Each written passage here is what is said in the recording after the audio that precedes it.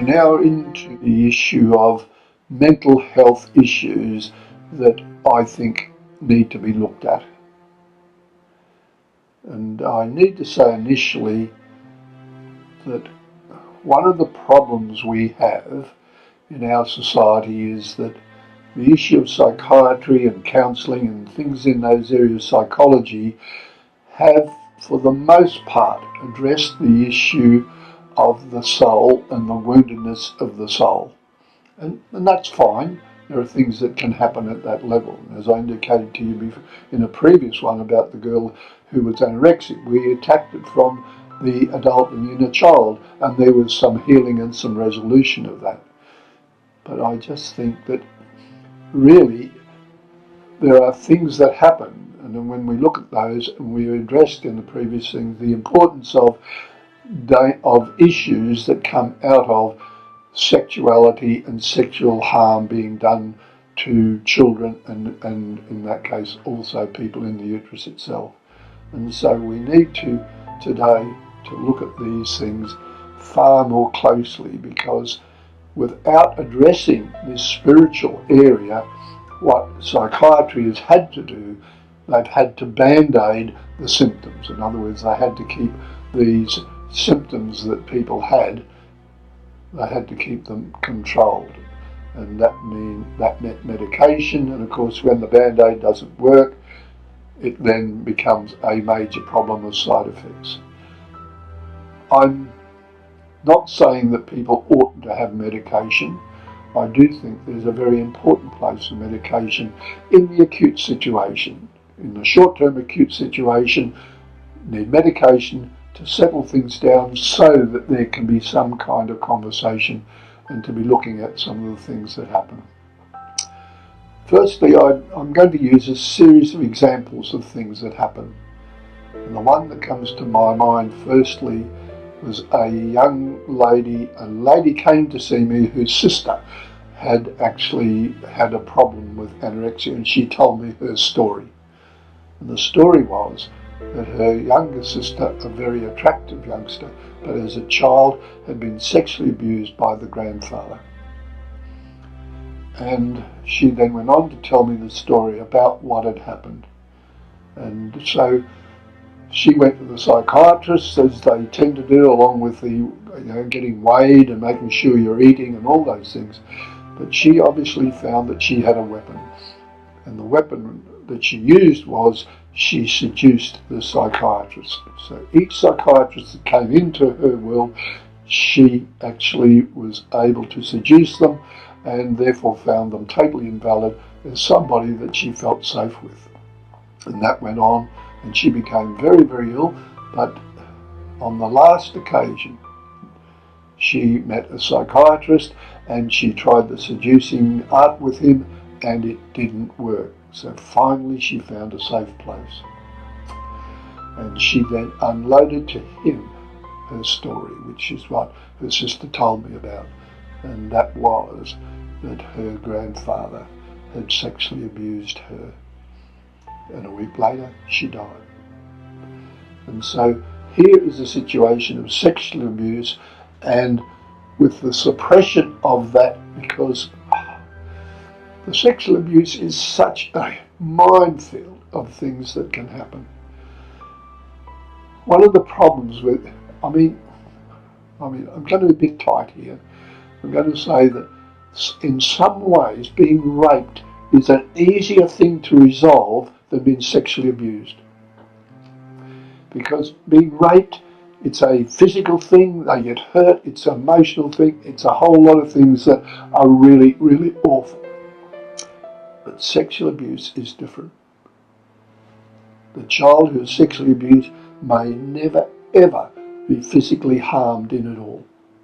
And one of the problems with the sexual abuse is there is some kind of enjoyment for the abused. The abuser obviously does it for whatever reason, but the abused also has these, and because of that there is shame and there is guilt.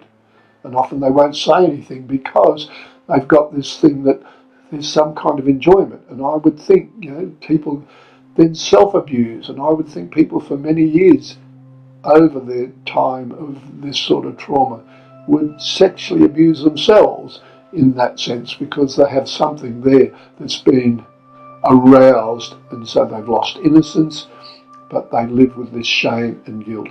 And so the other part of this that is so complicated is the abusers are also a difficult group, because they've been sexually abused, and for some reason men tend to become abusers, whereas women who've been abused don't tend to become abusers. And so you find that if I've been sexually abused, I could easily have been an abuser, and so I have this crazy, strange kind of, I don't know, compassion for not what these people have done, but for the pain that led them to do what they do. We need to be a bit fair dinkum about this. We've looked at currently in our society institutions and things that happen there, and that's been absolutely horrendous. But the bulk of the abuse that goes on, 1 in 3 girls and 1 in 5 boys have been sexually abused, and the vast majority has been in their home, their neighbours or relatives. That is how big a problem it is that hasn't even been touched yet. And nobody's going to come out and say something in that situation, or minimal people are going to come out, because nobody wants to put this out as saying, hey, this has gone on in our family. But yet, while ever that exists, there is a huge spiritual woundedness going on in that person, and they then carry it on into their relationships. So the people who have intrauterine difficulties, what's another one? Mine was from the beginning of pregnancy, throughout the pregnancy, so I never knew anything other than being separate. But there's a chap I do know, and I went and walked with. He had bipolar. He came to me with bipolar condition and loved the idea of going high. He said it was wonderful going high. I said, why don't you just take off like a plane? No, why don't you just go off a little bit? He said, it's like a plane. You've got, when you're on the tarmac, you've got to fly. And so, but what he realised was the height to which he went as he escaped into this area was proportional to the pain he was hiding. And for him, it happened at 38 weeks of the pregnancy. He'd been welcomed and embraced through the pregnancy, but his mother then had a serious condition which she was very concerned about, that she could die, and she suppressed it and didn't tell anybody about it. And so he then had this sudden fall off of disconnect. Now, it wasn't a major issue for him until as a teenager, in counselling as a young 20-year-old counselling age student, he became attached to her, and she turned that advance down, and he had his first manic episode. And so I'm saying, hey, there are things that happen when we suppress these spiritual damages.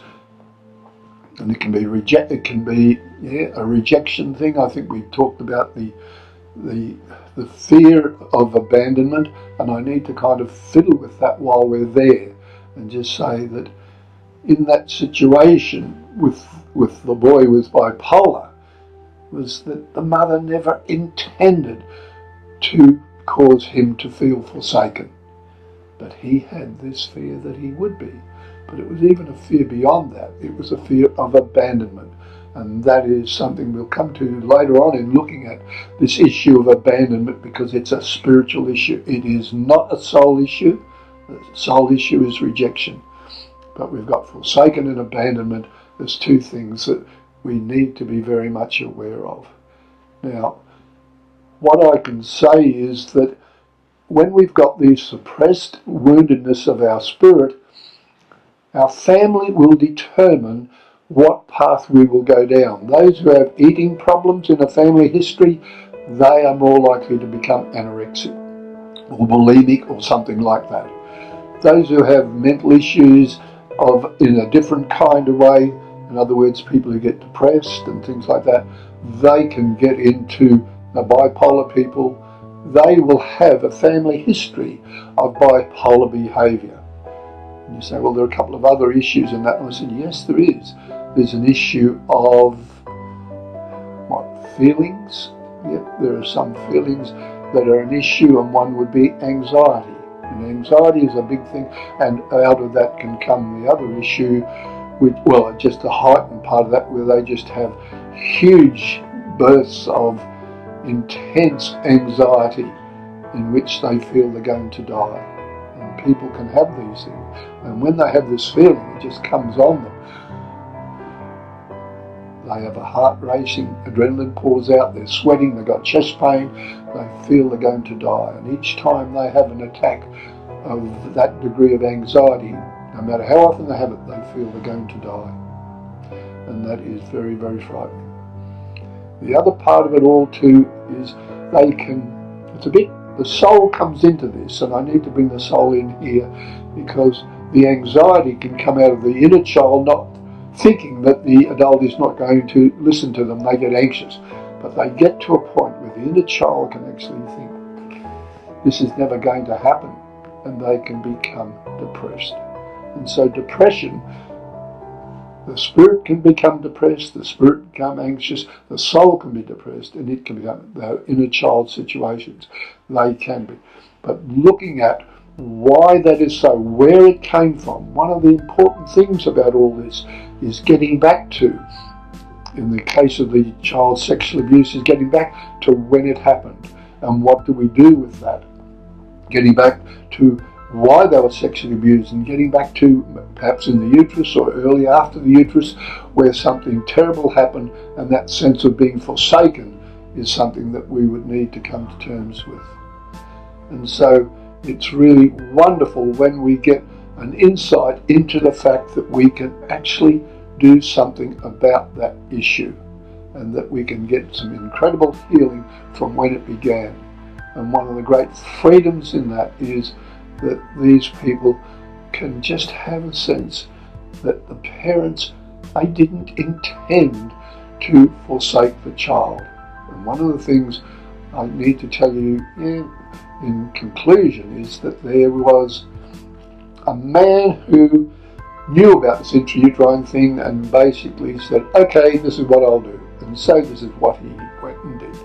He said to the pregnant lady, can I speak to your baby in the uterus? She said yes. And so he was on a trip around the world, and he would ring every week, and she would take the phone and put it on the uterus, and he would intentionally say biblical things on joy to the baby.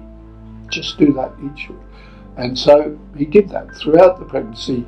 He did that, and so sometime after the baby was born, he visited the place where the couple were and picked up the baby and said, for the first time in his life, he felt a joy that he had never ever experienced before, just in holding this young baby. So out of that, I say to you all, from the moment you conceive, please give those beautiful positive influences to the child throughout the pregnancy, and whenever you can, celebrate that, because that gives them such a wonderful, healthy start to life. So be encouraged.